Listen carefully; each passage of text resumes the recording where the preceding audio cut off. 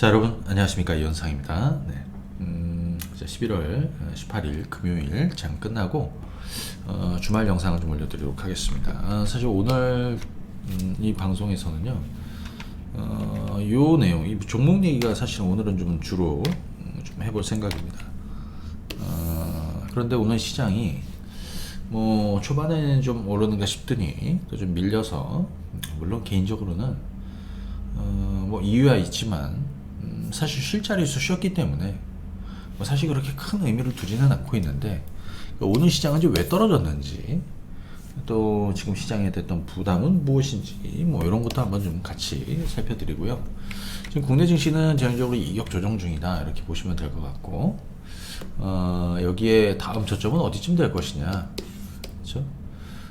그리고 최근에 제가 여러분들 또 말씀드렸던 종목군들, 그 다음에 특징주들 간단히 좀 한번 리뷰하도록 하겠습니다. 오늘 못다한 거는 국고청, 그리고 다음 주 야간 반상회 때 진행을 하면 될 것 같습니다. 예, 하면 될 것 같습니다. 그리고 다음 주 뭐 개인적으로는 시장 상황이 좀 여의치는 않아도 그래도 좀 불타오를 주식들도 같이 살펴드리도록 하겠습니다. 그리고 여기까지는 이제 보시면 되겠고, 올해 마지막 황금캐슬 교육은 다음 주에 11월 22일로 잡혀 있죠. 이번 주말까지만 모집을 하니까요. 요건 관심 있는 분들은 뭐 끝까지 들으시면 되겠고요. 그렇지 않은 분들은 여기까지 들으시면 되겠습니다. 자, 그러면 한번 보도록 하겠습니다. 그리고 제가 매주 토요일 오전 9시에 국고처 한국경제TV 국고처 생방송이 이제 오전 9시에 있습니다. 요것도 좀 같이 시간 되시는 분들 보시면 좋을 것 같고, 토요일날 못 보신 분들 일요일날 오전에 같은 시간대 재방송이 있으니까요. 재방송 같이 보시면 되겠습니다. 네. 자, 그러면 한번 가보도록 하죠. 자, 오늘 코스피는 지금 보시는 것처럼 좀 밀렸습니다. 근데 이번 한 주 동안에 보면 하나, 둘, 셋, 넷, 다 지금 5거래일 동안, 그러니까 3일 수요일까지는 장중 변동이 있었지만 견조했다. 목요일, 금요일 양 이틀 밀렸다. 근데 개인적으로 솔직히 저는 이번 주에는 이렇게 좀 밀리는 게 좋았다는 거예요. 이게 자연스러운 조정이거든요. 엄밀히 따지면 지금 주간 기준으로는 시장이 얼마나 올라왔냐면, 주봉 기준으로도 양봉이 하나, 둘, 셋, 넷, 다 6개나 만들어졌습니다. 그러니까 사실 이번 주는 숨고르기라는 것이죠. 예, 자, 그렇게 보시면 되겠습니다. 그 이유도 한번 살펴드리고요. 기술적으로 먼저 한번 보십시오. 그래서 기본적으로 코스피도 지금 보시는 것처럼, 자, 요런 하락 추세가 그동안에 좀 있다가 이걸 좀 벗어났죠. 예, 지금은 전형적으로 국내 증시는 좀 눌림목, 이격 좁히기다. 이격 좁히기. 이격이라는 건 뭐냐면 벌어졌다는 거예요. 현재 지수나 현재 주가 대비해서 기술적으로 우리가 어떤 기준선으로 삼고 있는, 뭐 예를 들어서 20일 동안의 평균 가격이라고, 평균 지수인 뭐 21선 가격하고 지금 현재 지수하고 이격이 여전히 많이 벌어졌죠. 근데 그동안에 사실은 시장이 강할수록 벌리면서 올라가는 건 맞는데, 그죠? 그럼에도 불구하고 여전히 벌어졌다는 거예요. 다음 주는 개인적으로는 조금 초반에 좀 밀리는 걸 좀 개인적으로 저는 원합니다. 그죠? 예. 코스닥, 이 코스닥인데요. 코스닥은 지금 3거래에 밀렸죠. 이번 주에는 화요일 같은 경우에는 코스피 대비해서 코스닥이 좋았습니다. 이렇게 강한 양봉이 만들어졌던 것이죠. 왜 그러냐? 코스피는 여기가 있는데 코스닥은 여기 있으니까 키 맞추기를 시작했던 건데요. 자, 주 후반 들어서는 일단 힘이 좀 빠지는 것이다. 특히 오늘 일단 물량이 좀 나오면서 좀 밀렸다, 이렇게 볼 수 있습니다. 오늘 투자 유체별로 잠깐 한번 보겠습니다.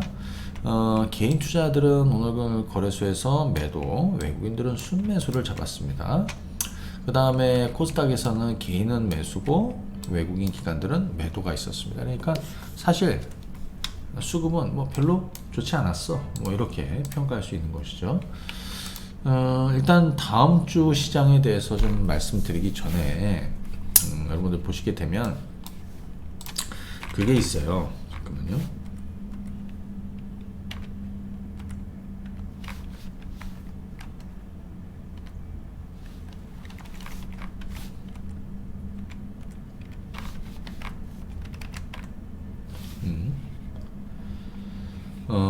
뭐냐면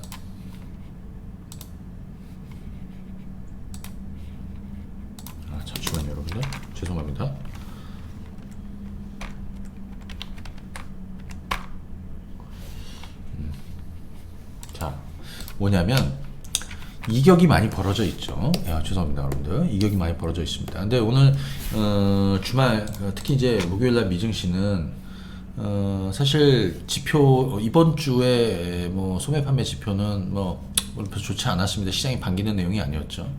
그 다음에 매주 목요일 발표되는 신규 실업상 청구 건수 이것도 그닥 좋지 않았습니다. 그죠? 그닥 좋지 않았습니다. 그리고 또 제임스 블라드 제가 이거 뻐꾸기 주식에다가 또 좀 올려드리긴 했는데요. 한번 보시게 되면 이런 내용이 있습니다. 자, 제임스 블라드가 7% 그러니까 최종 금리는 5에서 7%를 제한하고 있다. 물론 여기 좀 신선하지 않은 내용이 있습니다. 여기 현재 뭐 투자 정책은 인플레이션 잡기에 부족하다. 연준은 인플레이션을 잡기까지 1년이 넘게 걸릴 것으로 예상 중이다. 비둘기파조차 인플레이션 잡기 위해 금리 인상이 필요하다는 동. 뭐 어쩌고 저쩌고 쭉쭉쭉쭉 있는데 뭐 사실 기존에 있던 내용에서 저는 개인적으로 뭐 신선하지는 않다. 뭐 솔직히 그렇게 생각이 들어요. 근데 그 외에 조금 주목이 됐던 내용은 그죠? 예, 주목은 내용은 왜 블라드가 7% 얘기가 나왔느냐, 그죠? 예, 이겁니다. 이번 주 들어서 연준 위원들의 또 연준 그 인사들의 발언 내용들 중에서 조금 특이한 점은 뭔가 경계감을 가질 수 있는 내용을 만들어주고 있다. 그러니까 증시가 막 올라가면서 개인적으로 저는 약간의 시장에 야, 너희 너무 앞서가지 마. 예전에 우리 그 파월 의장도 그랬지 않습니까? 그죠? 너무 앞서가지 말라고. 뭐 이런 거 아니야? 시장이 어떤 지금 살아나려고 하는 길을 조금 꺾어주려는 뭐 그런 거 아니었겠냐? 뭐 그 정도로 보고 있습니다. 예, 그 정도로. 왜냐하면 이거 하나 보시죠. 이거는 미증시인데요. 미증시가 사실은 그 블라드 발언 영향으로 해서 사실 좀 빠져서 출발했는데 이 S&P 500도 전략 후강으로 돌린 거 아니겠습니까? 나스닥도 전략 후강으로 돌린 겁니다. 여러분들 이번 주에 미국 시장에서 큰 이슈가 되었던 대형 악재가 되었던 종목 두 종목이 뭡니까, 여러분들? 곰곰이 한번 생각해 보세요. 아마 생각나실 것 같아요. 생각나죠? 첫 번째는 마이크론 테크놀로지였습니다. 보실까요? 이번 주 감산 얘기가 나오면서 그죠? 마이크론 테크놀로지 주가는 자, 이날 급하게 빠졌습니다. 수요일날. 그럼 목요일날은 전략 후강으로 돌렸습니다. 저는 개인적으로 이게 신선하지 않다. 왜냐하면 감산 얘기가 처음 나온 건 여기에요. 그죠? 지난 9월 말입니다. 그때 바닥이었습니다. 반도체주도. 제가 바닥 얘기를 해드렸죠. 마이크론 테크놀로지도 바닥이고 엔비디아도 바닥이다. 여러분들 엔비디아 한번 보실래요? 엔비디아도 바닥이라고 얘기해드렸습니다. 이렇게 올라가 있습니다. 크게 쉬고 있지 않아요. 신선하진 않다. 응? 그죠? 감산하는 건 당연한 거고 구조조정하는 건 당연한 거고 미국 기업들 지금 예, 인력 감원하고 해고하는 것도 당연하다. 그 구조조정이. 왜냐하면 지금은 경기가 침체로 보내고 있는 거 아닙니까? 그 시그널이 나요. 그 중에 하나가 뭐였습니까? 이번 주에 소매업체 타겟이었습니다. TGT. 타겟은 이날 얼마가 수요일날 얼마가 떨어졌냐면 장중에 마이너스 17%, 16.8% 폭락 출발이었습니다. 실적이 쇼크였다. 하지만 전략 후강으로 돌렸습니다. 제가 그랬습니다. 이거는 단발성이라고. 또 타겟하고 월마트하고는 좀 다릅니다. 그죠? 타겟은 그러니까 미국의 소매업체들 중에서는 타겟, 그다음 월마트, 그다음에 여러분도 많이 가시는 코스트코 아닙니까? 근데 타겟은 이런 뭐 가전이니 뭐 이런 쪽 위주고요. 월마트는 뭐 음식료니 이런 쪽, 그죠? 식료품. 타겟이 영향을 더 받은 거예요. 하지만 그 역시 저점이었다. 그래서 이틀 동안 양봉이 나오고 있었다는 것이죠. 그러니까 개인적으로 블라드의 발언과 더불어서 이번 주에 마이크론 테크놀로지나 뭐 타겟의 실적 이런 거는 시장이 좀 숨고르기 보일 자리에서 그냥 숨고르기 정도 보였다. 그래서 자, 뭐 증시에 대해서 결론을 내기면 뭐 특별한 건 없었다고 생각이 들고요. 뭐 환율도 조금 올랐겠죠. 네. 다음 주에 저는 초반에 조금 좀 빠졌으면 하고 이번 주말 미증시가 상승이 아니라 좀 하락 마감했으면 좋겠습니다. 그래서 다음 주 월요일날 우리가 좀 개파락을 좀 크게 떨어져서 대략 한 2,400포인트 언저리에서 왔다 갔다 하면서 치고받는 이런 전략이 좋을 것 같고, 기본적으로 지금 21선을 하회하는 뭐 이런 그림은 사실 좀 그리지는 않고 있어요. 그래서 다음 주는 좀 전략 후강으로 가는 그림이 좋겠다, 이렇게 얘기하겠습니다. 자, 전체적으로 이번 주 주 후반부터는 약간의 탄력이 좀 빠졌다라고 보여집니다. 자, 그러면 몇 가지 종목 한번 보겠습니다. 삼성전자, 제가 마이크론 테크놀로지, 엔비디아 바닥을 얘기해드리면 삼성전자, SK하이닉스를 같이 매수하시라고 했습니다. 그때가 뭡니까? 9월 말입니다. 여기서 못했으면 여기서 하시라고 했습니다. 그죠? 여기는 제가 국고초에서도 여러분들한테 공개해드려서 삼성전자 사시라고. 그리고 나서 반도체 매수 의견도 막 나오더라고요. 그죠? 지금은 이미 6만원 넘었는데, 개인적으로 시장이 크게 꺾이지 않을 가능성이 높은 거는 삼성전자가 최소한 6만원은 지킬 거고, 6만원이 깨지면 저가면서 들어오는 쪽으로 제가 그림을 좀 그리고 있습니다. 자, SK하이닉스 내년도 실적 전망 안 좋죠. 근데 잘 보시게 되면 어제 같은 경우에 말이죠, 장중에 마이너스 10% 하락 출발했습니다. 목요일날. 이게 왜 그러냐, 마이크론 테크놀로지가 감산 발표로 계획을 발표하고 미국 반도체들이 급락을 했습니다. 그래서 SK하이닉스가 특히 하락 출발했는데, 제가 이거를 개장하자마자 받아내시라고 그랬죠. 그죠? 이거는 땡큐예요. 왜? 이 가격에 매수하고 이 가격에 매수하는데 여기 왔으니까 이번 주에는 이걸 받아쳤어야 된다는 얘기예요. 완전 땡큐죠. 이번 주 저점이 얼마였습니까? SK하이닉스가 82,000원입니다. 지금 얼마입니까? 오늘 9만원 살짝 넘었다가 88,000원입니다. 이거는 완전 땡큐죠. 기다렸던 사람들에게. 그죠? 자, 시가총액 131을 봤습니다. 그런데 반도체 얘기를 잠깐 하면, 미국의 반도체, 그 다음에 미국 반도체 기업들 그동안에 저가 매수 의견도 많이 드리고 뭐 뷰도 얘기해 드렸는데, 한국도 뭐 삼성전자나 SK하이닉스 얘기 드리면서 소재, 장비, 또 관련 부품 회사들, 그죠? 얘기 드렸죠. 그것들 한번 제가 좀 봐드릴게요. 첫 번째는 동진 세미캠. 네. 지난번에 여기 바닥이라고 그랬습니다. 이게 언제입니까? 9월달에 증시가 폭락했던 자리입니다. 그죠? 저는 바닥이라고 얘기했습니다. 매수 의견도 드렸습니다. 근데 저는 계속 보유 의견 드리고 있습니다. 지금 여기서 파시는 거 아니고요. 뭐 여기도 해도 된다라고 그랬는데, 이거 그냥 계속 가는 거예요. 지금 좀 눌릴 수도 있겠죠, 당연히.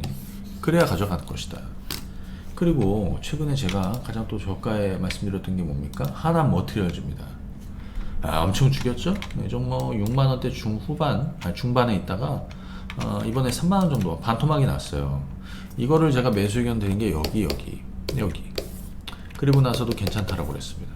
그래서 여기서부터 해서 계속 이렇게 돌아가고 있습니다. 이번 주에도 좋았습니다. 화요일날 주가가 장중에 7% 넘게 올랐고, 그죠? 수요일날 또한 뭐 장중에 한 7% 올라서 이틀 동안만 한 15% 올랐다가 지금 이 정도입니다. 근데 저는 보유견을 드리고 있습니다. 저는 끌고 가볼 생각입니다. 왜? 빠진 거에 절반까지는 가봐야 된다. 이 외에 뭐 두산 테스나니 지난번에 좀 얘기해드렸던 뭐 지난 달이었던 것 같아요. 지난 10월달에 이거 뭐 잘 가더라고, 두산 테스나. 그죠? 네. 아무튼 뭐 이런 것도 같이 참고해서 여러분들이 보시면 되겠다 말씀을 드리고요. 그 다음에 비메모리 쪽에서 DB 하이텍. 자, 제가 2019년도 그죠? 1분기 때 DB 하이텍을 배팅을 하고 바닥주로, 그죠? 그때서부터 1년, 2년, 한 3년 올랐는데 2019년 1월, 뭐 3월 이때 저점 외에 이번이 바닥이다라고 얘기해 드렸습니다. 이 턴어라운드는 그게 대략 한 4만원 초반대였고요. 지금은 4만 한 6천, 지금 보면 대략 4만 8천원 이렇게 올라왔어요. 지금도 계속 가야 되겠죠, 그죠? 네, 지금 이거는 이런 걸 뭐라고 그러냐면 가격 조정 충분히 보인 다음에 이렇게 턴어라운드 하고 있다는 거, 실적이 턴어라운드 하는, 그죠? 네, 요런 그림으로 가고 있습니다. 참고하시면 되겠고요. LG 에너지 솔루션을 이렇게 가고 있습니다. 그죠? 뭐 계속 가면 돼요. 그리고 후속주였던 LG 화학. 네. 자, 여기는 매수 의견을 계속 드리고, 여기는 좀 차익했다가도 빠지면 받칠 수 있다라고 그랬는데, 이번 주는 뭐 딱 그 정도입니다. 예. 뭐 신규로 잡긴 그렇고, 기존에 가지고 있는. 자, 여기에서 경기에 민감한 화학주 하나 보게 되면 롯데케미칼이 있습니다. 롯데케미칼이 제가 바닥을 막 바닥바닥 외치면서 14만원, 15만원, 15만 5천, 16만원 외쳤는데, 그러다가 19만원을 갔다가 이번 주에 좀 빠졌습니다. 왜냐하면 지금 롯데건설 관련해 지금 건설 경기 굉장히 안 좋죠. 지난번 레고랜드 이슈 이후에는 지금 회사채 시장하고 그 다음에 뭐 건설 쪽도 그렇지만 뭐 전반적으로 지금 자금 조달이 안 되고 굉장히 좀 부담스러워요. 그런데 상식적으로 이 종목에 대한 전략을 저는 그렇게 보고 있습니다. 여기 떨어진 이유가 뭐냐? 이거 유상증자 할 가능성이 있다. 그 내가 그랬습니다. 야, 그 유상증자 하면 뭐가 뭐 안 되는데? 이거 정상적인 기업 활동 중에 자금 조달 활동 아닙니까? 우리가 지난번에 과거에 유상증자하고 성공했던 사례들이 굉장히 많아요. 예를 들어서 코로나 때 대한항공이 유상증자를 했습니다. 이때 초기에 그죠? 이때 진에어도 그렇고요. 어마어마하게 순가를 냈습니다. 대표적으로 여러분들 LNF 같은 거를 2020년 이때는 LNF가 거의 소재 쪽에서 2차전지 소재 꼴등주였어요. 여기가 언제냐? 여기 한번 잘 보십시오. 여러분들 제가 이번에 강의에도 이런 얘기 해드렸잖아요. 이게 2020년 6월 달입니다. 예. 자, 날짜가 여기 있네요. 6월 15일. 이때 주가가 마이너스 한 10% 떨어졌잖아요. 왜 떨어졌냐? 이날 한번 뉴스 뒤져보세요. 왜냐면 내가 했기 때문에 정확히 기억해. 유상증자, 대규모 유상증자 발표가 있었어. 자금이죠. 저는 대규모 자금 조달하면서 뭡니까? 시설 투자하겠다. 증설을 위해서. 그걸 거꾸로 받아쳐야 된다고 하는데 이걸 투매해서 던지는 사람들이 있었습니다. 이걸 내가 받아하시라고 했습니다. 이때서부터 10배 올랐습니다. 근데 롯데케미칼 같은 것도 이 회사는 쓰러지진 않아요. 또 하나 볼 게 뭐냐면 하나는 성장성 동박이라는 일진머티리얼즈 인수하면서 물론 전체적으로 지금 시장 상황은 부진하고 자금 시장도 안 좋고 경기 침체 내년도 경기 침체를 반영하고 있지만 실제로 경기 침체가 얕은 수준으로 진행될 거라고 저는 생각이 들어요. 근데 지금 최근에 주가가 왜 올라온 줄 아세요? 경기가 바닥을 치고 경기 회복 기대감. 뭐 중국도 마찬가지고 중국도 더 이상 걸어잠고 있기 쉽지 않다. 순수 화학 쪽도 이번 주에 바닥을 쳤습니다. 이번 주가 아니죠. 이미 롯데케미칼은 몇 주 됐고요. 뭐 금호석유니 이런 애들도 같이 올랐습니다. 그래서 내가 지금 가장 부담되는 건 유상증자. 유상증자하면 받으면 안 돼? 저의 결론이 그거예요. 싸게 살 수 기회가 있는데 여러분들은 롯데케미칼이 무너질 거라고 생각을 합니까? 전 가능성이 낮다라고 봅니다. 네. 그러면 오히려 땡큐라고 할 수도 있습니다. 그죠? 이번에 제주항공 같은 것도 마찬가지였습니다. 여기서 굉장히 고민들 많이 하시겠지만 제가 청약해야 된다고 했습니다. 이번에 7,900 얼마요? 80원이었나? 여기 10,000원이었고요. 그래서 지금 12,000원 정도 되죠. 앞으로 올라갈 겁니다. 이번에 청약하신 분들 땡큐 어차피 내년까지 가면 수가 좀 많이 낼 거예요. 그래서 저는 롯데케미칼은 이제 그런 식으로 보고 있습니다. 뭐 참고하십시오. 네. 자, 그 다음에 요것도 한번 보시죠. 네. 자, 지금 시간이 지금부터는 한번 다음 주에 한번 움직일 만한 애들도 같이 한번 좀 봐드리도록 하겠습니다. 네. 첫 번째는 여러분들 네옴시티 관련한 종목이 있죠. 근데 제가 한미 글로벌하고 히림을 여러분들에게 얘기하면서 사실 저는 다 팔았어요. 제가 이 한미 글로벌을 얘기해드리면서 여러분들에게 뭐라고 했냐면 13,000원대였습니다. 한미 글로벌입니다. 지금 화면은 여기는 48,000원입니다. 어마어마하게 올랐는데 제가 13,000원대 투자할 때 여러분들 그랬죠. 빈쌀만이 한국에 오기 전까지만 투자하는 것이라고 그랬죠. 빈쌀만이 오면 끝이다. 예. 이번에 예를 들어서 40조 MOU를 체결했다. 네. 뭐 좋습니다. 근데 MOU 가지고 주가가 오르진 않아요. 왜? 그건 그냥 하는 거거든요. 예. 사인하러 왔겠죠. 그죠? 예. 그래서 예를 들어서 제가 뻐꾸기에도 이렇게 좀 올려드리긴 했는데, 이 내용 보시면은, 네옴 철도 협력에서 현대로템, 그 다음에 화학 분야에서는 롯데정밀, 올려드렸으니까 한번 쭉쭉쭉 한번 보십시오. 섹터별로. 근데 중요한 건 얘네들은 모멘텀을 가지고 움직였던 애들이에요. 밸류에이션이나 실적이 아니에요. 기대감이지. 그러면 빈살만이 한국에 온다. 그러면 이건 팔기 시작을 했어야 되는 거고요. 히림도 마찬가지입니다. 예, 히림. 팔았어야 되는 겁니다. 다 팔고 나왔습니다. 근데 지금 없습니다. 포지션이 여기는. 여러분들 다른 거 다 볼까요? 유신이니 이런 것도 진작에 깨졌죠? 진작에 나왔어야 돼. 그리고 의견을 계속 드렸습니다. 예, 자, 그런데 제가 네옴시티하고 조금 정반대쪽이지만 그래도 같은 성격이 있는 게 뭐라고 했죠? 우크라이나 재건 관련한 종목군입니다. 예, 자, 저는 이번 겨울에 뭔가 변화가 있을 것이다. 종전에 대한 기대가. 이번 주에 보면은 젤렌스키가 푸틴 직접 협상을 원한다는 신호를 받았다. 공개 제안을 받았다라고 이번 주에 얘기가 있었는데 크렘린은 이를 부인했습니다. 당연하겠죠. 당연하겠죠. 예, 무슨 이건 너무 순진한 거 아니야 그런 거면 그죠? 예. 자, 그건 당연한 거고요. 그래서 이 재건주들은 네옴시티나 인프라 이거는 다 같이 묶여 있는 겁니다. 그래서 대표적으로 제가 건설기계 장비업체들 현대 건설기계, 현대 두산 인프라코어, 그 다음에 현대 에버다임, 하나 더 철도 현대 로템. 물론 이번 주에 데아티아이가 인도네시아 해가지고 이슈가 좀 있었는데 이렇게 해갖고 좀 보면 됩니다. 근데 그 중에서 현대 건설 기기가 정말 떴습니다. 주가는 장기간에 이렇게 떨어졌다가요. 제가 바닥을 얘기했던 게 여기죠. 지난 9월달에 이렇게 증시가 급락했죠. 여기서 털어버리면 안 된다라고 그랬습니다. 한번 가파르게 올라다가 여기서부터 1차 상승 나오고. 그다음 다시 2차 상승이 오늘 진행된다. 오늘 아침에 일찍 사인을 드렸단 말이에요. 이게 일단 선도주라고. 예. 자, 그 뒤를 따라가는 놈이 뭐냐? 현대 두산 인프라코어인데. 자, 여기가 돌아서는 자리라고 그랬고요. 저도 계속 보유 의견을 드리고 있습니다. 그죠? 현대 두산 인프라코어. 장기전으로 보면 지금 주가가 여기입니다. 자, 그 다음에 현대 에버다임입니다. 지금은 조금 이 세 종목 중에서 약하더라고요. 아마 기술적으로 조금 저항을 좀 받고 있다라고 보여집니다. 이게 약간 어쩌면 더블탑의 이런 흐름도 좀 보이긴 하는데 이 정도 돼요. 저는 개인적으로 이거 뚫을 거라고 생각이 들어요. 근데 여기서는 지금 약간 경계성 물량이 나와.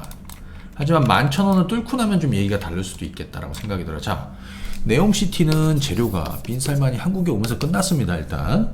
그죠? 그래서 물론 여기 관련한 종목군들 중 상당수는 또 우크라이나 재건주로 같이 엮입니다. 물론 시세를 많이 줬던 애들은 떨어져 나갈 것이고요. 그래서 그 중에서 가장 만만한 애들로 제가 이제 말씀을 드린 거예요.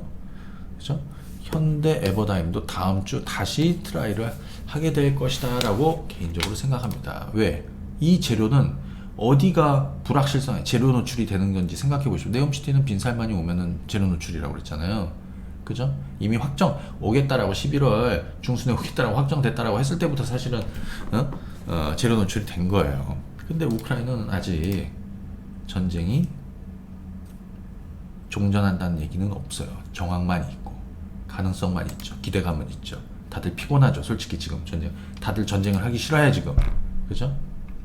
이런 걸 감안해서 보시면 됩니다. 여기에 개인적으로는 현대 로템도 사실 좀 같이 한번 좀 움직이지 않을까. 네, 자, 이렇게 한번 볼 수 있겠고요. 자, 그 다음에는 이 종목 한번 보도록 하겠습니다. 일전에 한번 소개는 드렸는데요. 이런 것도 있으니까 저는 한번 보세요. 자, 덕산 네오록스. 덕산 네오록스는 2번이 있고요. 2018년도 12월, 그리고 2019년도 1월, 그리고 나서 2019년도에 일본이 반도체 소재 수출 규제하면서 증시가 급락했을 때 바로 여기 그때가 5월인가 그랬던가 여기 이때 제가 덕산 네오록스가 정말 장기 황금 바닥을 찍고 이제는 장기 턴어라운드 하고 있어요. 장기 턴어라운드 하는 게 이게 장기 턴어라운드입니다. 여러분들 나중에 한번 찾아보세요. 이때 실적 최악이고요. 그때서부터 실적 개선이 천천히 와서 단기 턴어라운드는 잠깐 도는 거고요. 장기 턴어라운드 길게 도는 거란 말이에요. 그게 큰 성과를 냅니다. 제가 소위 주식으로 대박 나는 경우 세 가지라고 그랬죠. 첫 번째, 세상이 변할 때. 두 번째, 산업의 패러다임이 바뀔 때. 갑자기 뜬금없이 없던 스마트폰이 나타나고, 거기 하드웨어도 그렇지만 소프트웨어가 게임이니 이런 컨텐츠 이런 쪽으로 발전을 하고 모바일 쪽이 그죠? 그리고 나서 최근에 있습니까? 전기차, 2차 전지 이런 게 다 산업의 패러다임 바뀌는 것이지 않습니까? 세 번째는 뭐냐?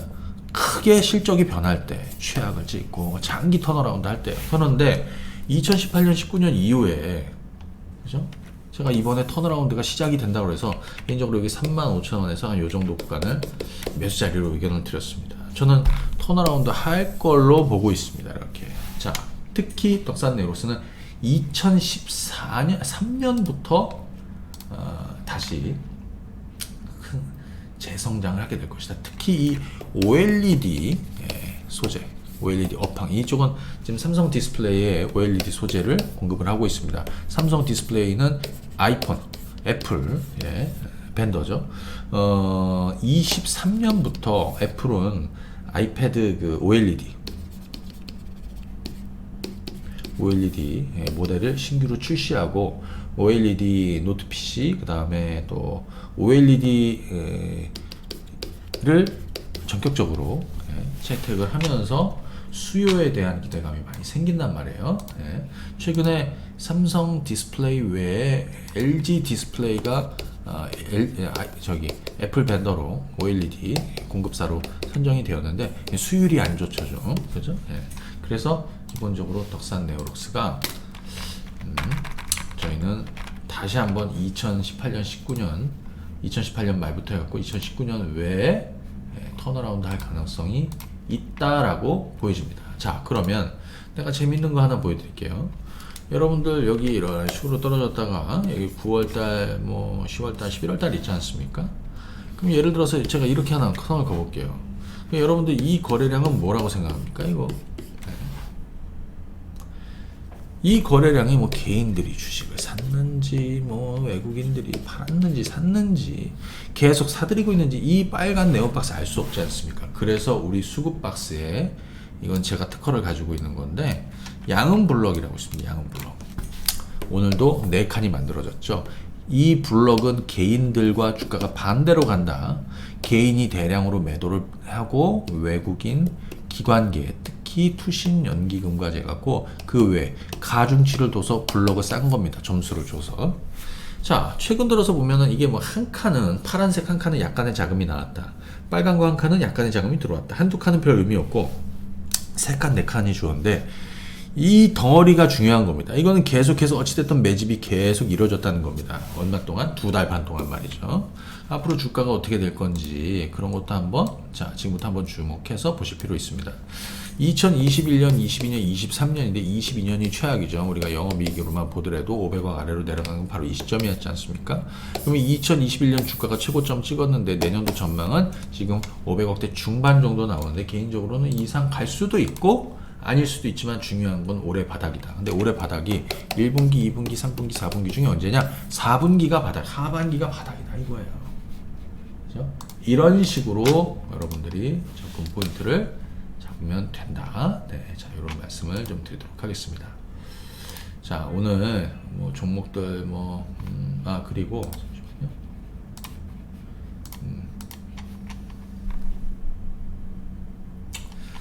종목 얘기는 여기까지만 하시죠. 예, 나머지는 다음 주 반상회 때 의견을 좀 드리고요.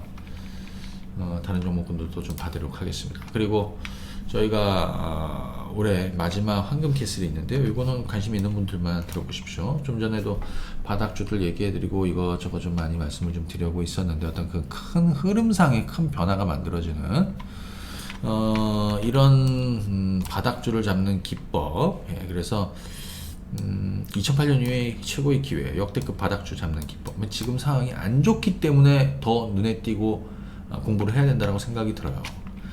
바닥을 잡는 3단계, 그죠? 이것도 같이 공개해드리고 이번에 거래량으로 장중에 변곡점 만드는 종목을 찾아내는 검색기 로직도 하나 좀 선물로 드릴 예정입니다. 자, 요 강의 수강하시는 분들은 11월 22일 화요일 저녁 7시에 진행이 되고요. 황금 배팅 또 수급 박스 4개월씩 서비스를 드립니다. 황금 배팅은 제가 바닥주 불타는 주식 사인 드리고요. 이번 주 드린 종목 다 좋았습니다. 오늘 그죠? 나간 종목군들도 괜찮았습니다. 수급 박스 이것도 4개월 동안 무료로 이용하실 수 있다. 네, 이렇게 보실 수 있겠습니다. 요거는 21일 월요일까지만 모집을 진행하도록 하겠습니다. 자, 오늘 영상은 여기까지 진행하겠습니다. 감사합니다. 네.